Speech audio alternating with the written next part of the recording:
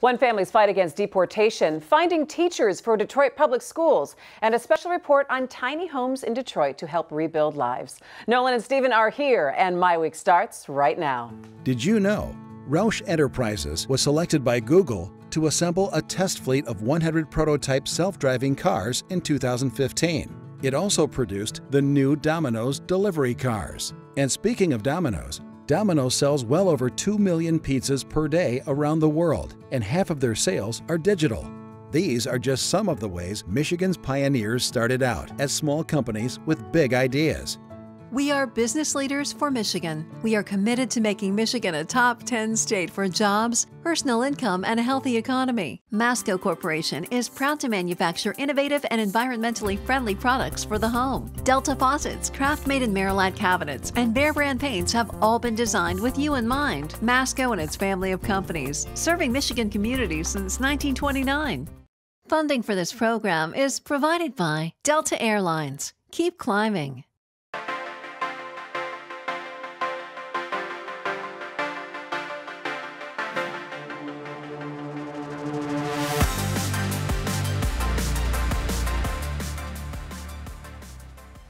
Hi there and welcome to MiWeek. I'm Christy McDonald. We are glad that you are joining us. Our contributors Nolan Finley of the Detroit News and Stephen Henderson of the Detroit Free Press are here with me. We'll get to them and talk about the teacher shortage at Detroit Public Schools and new engagement for parents. Plus, Nolan has a new job. We'll talk about that one. But we are starting with a One Detroit special report tonight on navigating the complicated deportation battle that many local families are facing. Back in June, Immigration and Customs Enforcement rounded up over 100 Detroit area Chaldeans for deportation. And while a federal judge has blocked the deportations of 1,400 Iraqi nationals for at least 3 months, families are working appeals. 41-year-old Cam Taymor is one of those people being held in Youngstown, Ohio. His wife and 3 children live in Ann Arbor. He grew up in a Kurdish and Christian family, converting to Christianity. And now his sister fears for his life if he's deported. She might have some more insight on this situation because she served the U.S. war effort in Iraq. Bill Kubota has the story. In June, Immigration and Customs Enforcement rounded up more than 100 Iraqi Christians living in Michigan, including Ann Arbor, intent on deporting them to Iraq. Among them was Cam Taymor, age 41, married with 3 children and the owner of an auto repair shop. He'd been arrested on a marijuana charge and served probation. That was years ago. His sister, Sarah Taymor, worked as a translator for the U.S. military in Iraq. She doesn't want to show her face, but she says her family has been betrayed by the U.S. government. As a civilian, so I applied for a job, I got accepted, and I worked with the military from 2006 to 2009. This is my military ID. This is a copy of my order that I could be deployed to Iraq. We were in a war zone. We had to go out. With the military, we have to be in the full gear, everything. Was it a tough decision to make to join? It was kind of tough, but I had experience, I knew the language. I wanted to help the military. I wanted the Iraqi people know why we are, as American, there. We're not here to occupy their land, we're just here to help them. And today they want to send Cam back to a country it's not stable, it's a corrupt. The country, they know if you have a family member, anyone who helped U.S. military, they will execute you. You've been Al Jazeera TV beheading you in front, everyone. If they are so eager to send Cam to death, they could just execute him here better than send him to Iraq. Because over there, even execution's not gonna be like, okay, they may hang you or put you in a gas chamber or something. They will behead you in front of everyone. And I don't want to see my brother in an orange jumpsuit on the TV to be propaganda for Eastern country against the Western country.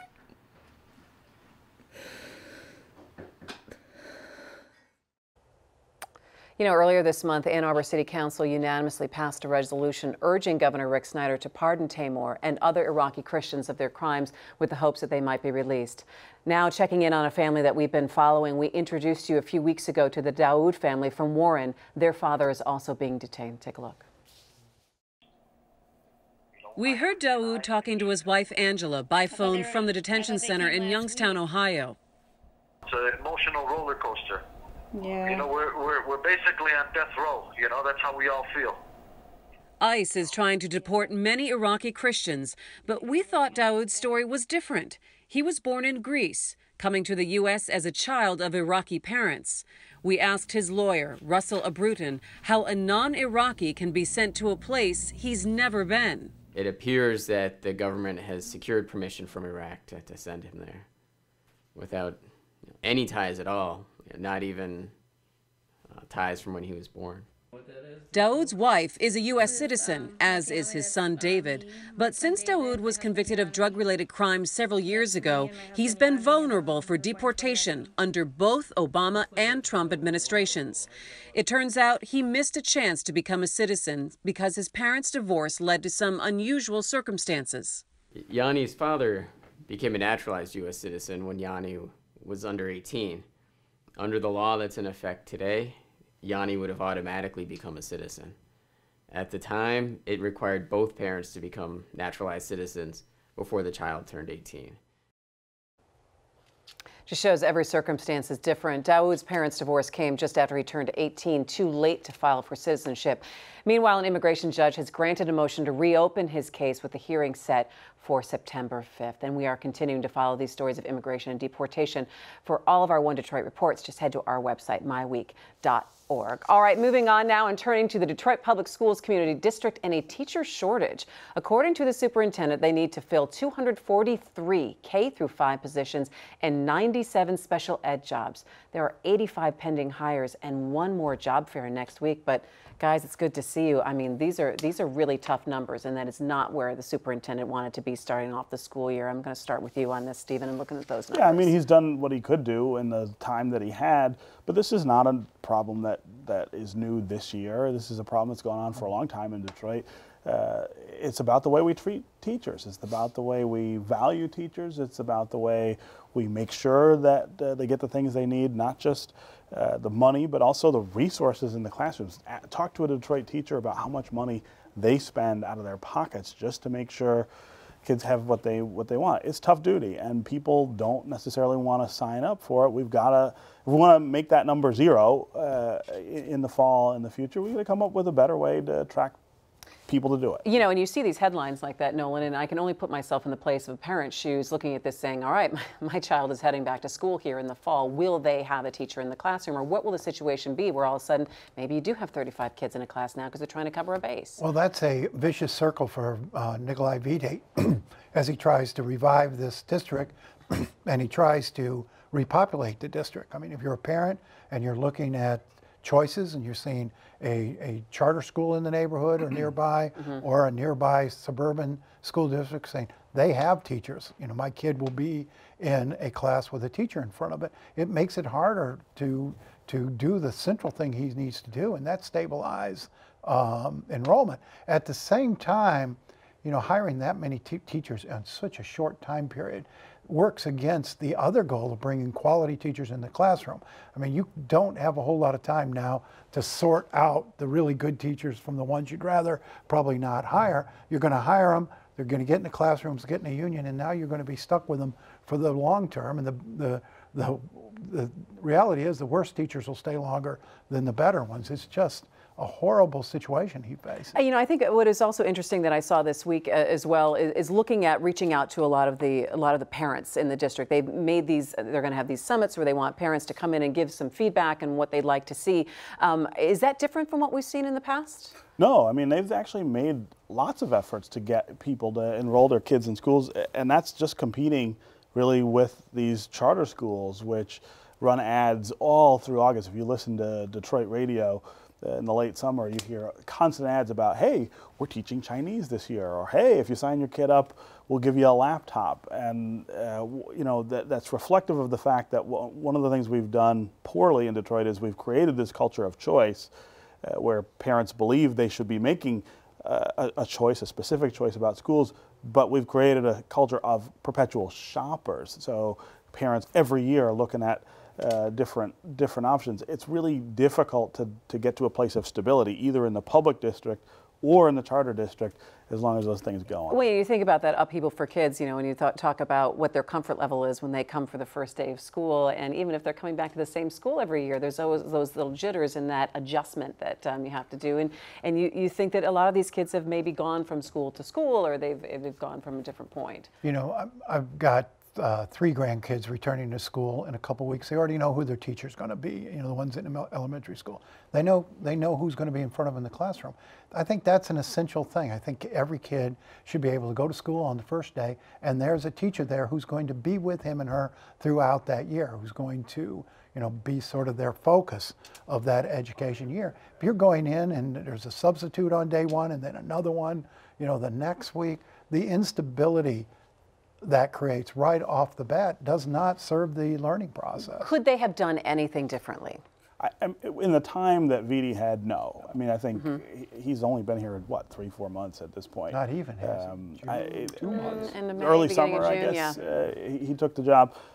I think the measure for him is how much can he move the needle in a year, right? What does next fall look like in Detroit schools? And I don't know what the solution is that he can even grab onto. I mean, again, money has a lot to do with it. There are all kinds of other things that influence whether you want to teach or not in city schools that he can't fix in a short period of time. So. It'd be nice if he could make these 1-year jobs at the start, because he's going to have a job fair, you said next week, right? Yeah, and 31st. You know, by this time, most school districts, there's a teacher shortage throughout the state. Sure. I mean, they've grabbed up the best and brightest.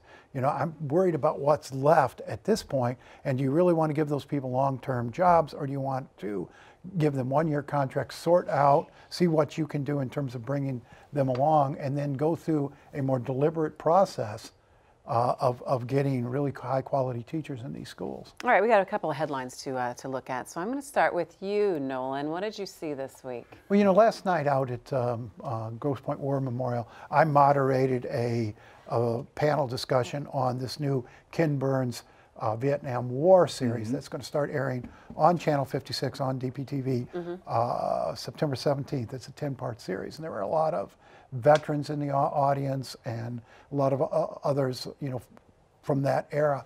And you know, I grew up in that era. I was a teenager when or you know, senior in high school when the war ended, and it was sort of the central event of my life as a young person, and so many others. And it really was a very emotional experience, a very wrenching film, and very, very well done. And I mean, I heard the footage that's in there is just mind blowing. It's what we saw last night, if it's any indication. And an hour out of 17 is what we saw, and it is just fabulous. Were there any concerns from the veterans who were there talking to you about how it would be portrayed and things like that? You know, not so much. I mean, we got a pretty good feel for how it would be portrayed in this 1-hour preview. Right. And, you know, it's very fair, and it tells the stories in a way I'd never heard it. So, I mean, it spends a whole lot of time talking to the Vietnamese soldiers and their families and what they experience, and the similarities in the situations, American soldiers, Vietnamese soldiers, many of whom also didn't want to be pressed into battle, and their families. But one veteran at the end expressed concern that it's going to, suicides among older veterans also very high as they sort of relive their past trauma and what have you. And he was concerned that this is going to dredge up a lot of emotions, a lot of memories that people had suppressed and hadn't dealt with in a long time. That's really interesting. How many people were there? It was a couple hundred, 250, I think. Yeah. It was really well attended. Well, Ken Burns is the master, hey? Yeah, that's true. That is very true. All right, what did you see this week? $2.9 million in fines against companies working on the Little Caesars Arena because they couldn't get 51% of their workers to be Detroiters. I think it's a really great example of sort of how far we still have to go in terms of closing that opportunity gap for Detroiters. I mean, the idea that you can construct something like that in the city and either not be able to find the kind of iron workers or plumbers or whatever, carpenters that you need, but then also the idea that some companies still don't go out of their way, don't really make the effort to make sure that they have Detroiters working on these jobs. It's a big problem. Which is it? Which do you think it is? Both. It's not either or. In percentage-wise, though. I think you know, certainly if you talk to the companies that do this work, they will say that they have a devil of a time, even the ones who are really dedicated to it, a devil of a time finding enough Detroit workers to do these things. And now you've got a lot of different, you know, you've got competing projects. So the more work there is, the more the pool gets stretched. So I think that's an absolutely legitimate reason. But then you also do have companies that are not dedicated to the idea of hiring Detroiters and don't know how to do that and not training them up for the jobs, which is the thing that we really need them to do. The contractors, you know, I mean, Mayor Duggan himself said there are fewer than 100 or fewer than 75 licensed electricians in the city. Fewer than 30 licensed plumbers. All these projects going on, that's spreading thin. It's an impossible number to meet, and we have lagged behind on our vocational and trade school training. The other problem that exists, contractors will say, we hire Detroiters, they start earning this, you know, these nice paychecks, this big money, we train them, and they move out of the city. And there's got to be some accounting for that too, I think. But Monday, there's going to be the opening reception at the Randolph Center, which is the new effort on behalf of business and the city to reopen this, or restaff and restock this vocational center. They have 7 vocational centers in Detroit that have mostly sat empty. They're not really doing what they could be doing. They mostly haven't been doing anything over the last decade. And now, you know, this center is going to be opening for the school year in full force, and hopefully others will be. The challenge is to very quickly train people for those jobs. I think it's very unfair to fine people for not hiring workers that don't really exist. So you're talking about, you know, business getting together. We talked about the city, and also, you know, nonprofits and having organizations and having that kind of training, but also looking at the school districts as well and saying, hey, that these are options as well for jobs that are out there after you graduate. No, that's right. And looking at communities. I mean, if you spend time in Detroit neighborhoods with people who are disconnected from work, you see that you've got to get into those neighborhoods to provide that training. You've got to do something that gives them those options right around their homes, because we don't have great transportation in the city. We don't have any transportation in some cases out to suburbs where work exists. We've got to do better at building opportunities for people to learn to do these kind of jobs, so that when they come up, they're trained and ready to But go to you work. know, one of the best folk training centers in this area, Macomb County Community College, does a wonderful job of training people for jobs that actually exist. But it is way the heck out there if you live in Detroit.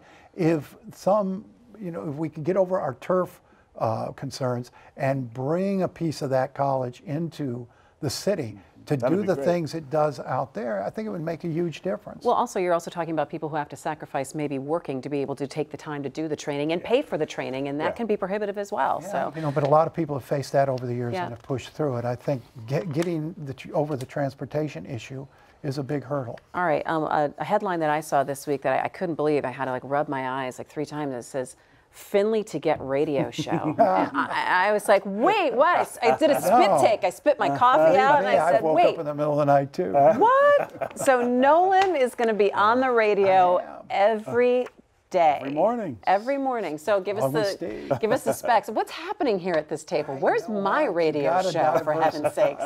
You can have mine. All right? No, I don't want your radio show. I don't want yours either. You could do radio. You have to give up your singing career. Well, that would be no more Wednesday night karaoke. That's right. That'd be pretty tough for me. All right. So Nolan, tell us about. I'm going to be on 7 to 9 on 9:10 a.m. radio, just doing politics, policy talk.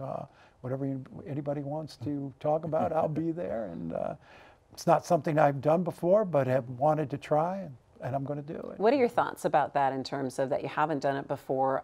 In taking calls, do you think it's all going to be people wanting to talk about Trump, or what are kind of your thoughts and fears? I've guest hosted enough shows to know that once you punch that button for the caller, it's a wild as you know, Steve, it's a wild card. Isn't there a 7-second delay? There's a little bit of a delay. You're supposed to get some idea of what they want to say. You know, I'm going to have to clean up my vocabulary, I'm sure, and keep my temper and all that stuff. But you know, I hadn't done television until I did this, and look how well I'm doing. Oh, look how well that turned out. I think I feel slightly responsible for this. Sorry. But what do you think, you know, just the minute we have left, the role that talk radio, and you guys are now so engaged in it, plays in where we are right now? Yeah, so I love it. I mean, there's something really intimate about radio, both with guests and listeners, that TV, which I also love, doesn't give you. And I think you get more time, you get more space.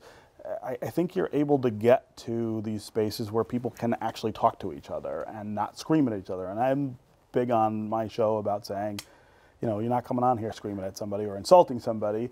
It's a discussion and it's a debate, and that's really, I think, is really important right now. All right, last word, Nolan. Well, yeah, and I've told people, you know, I'm a conservative, but this is not going to be what you think of when you think of conservative radio. I mean, it's not going to be that ranting, raving, shouting, screaming. We're going to bring in guests from all over the spectrum and have respectful conversations, I hope. All right, early risers, my 2 early risers here at the table. You guys can have the early rising. Nine. He's at 7. We'll look forward to it then. Right after Labor Day?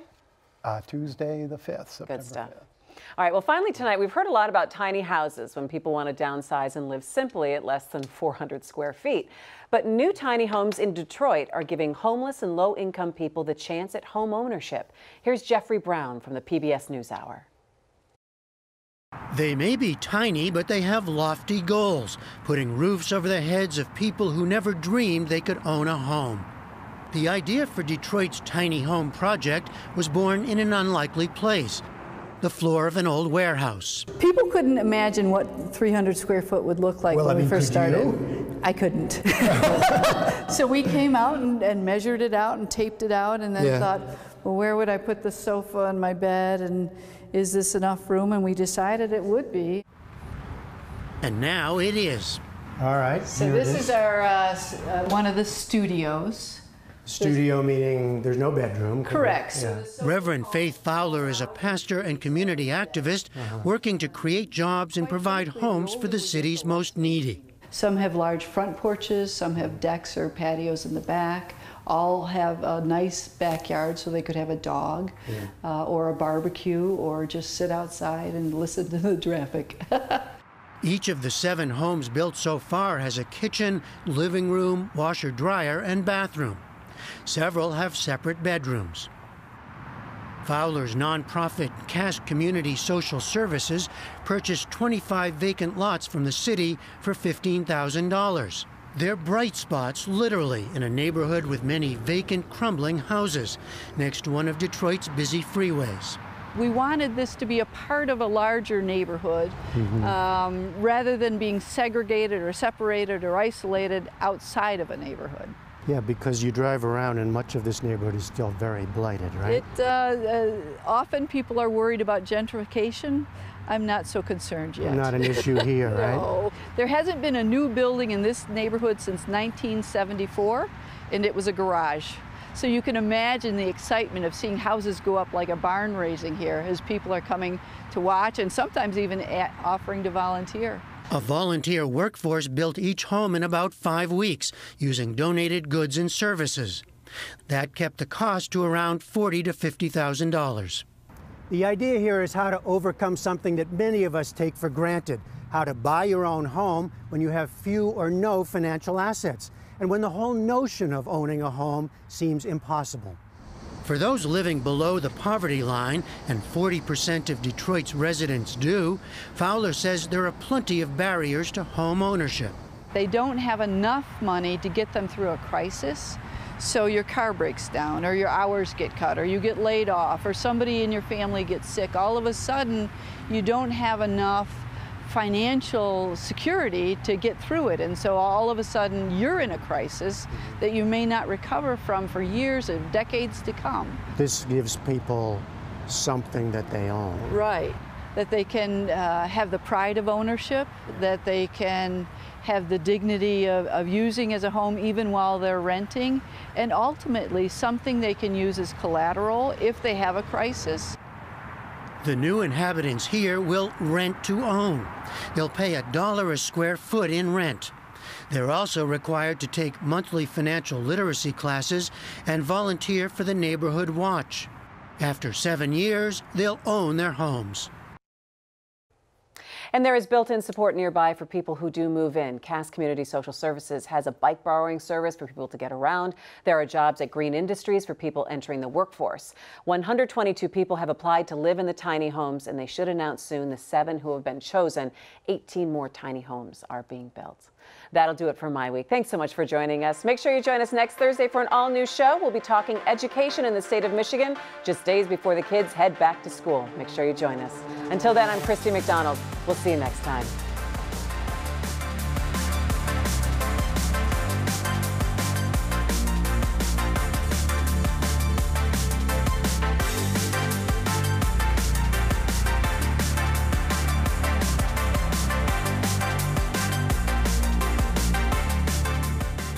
Did you know Gordon Food Service was started by a 23-year-old entrepreneur as a butter and egg delivery business more than a century ago?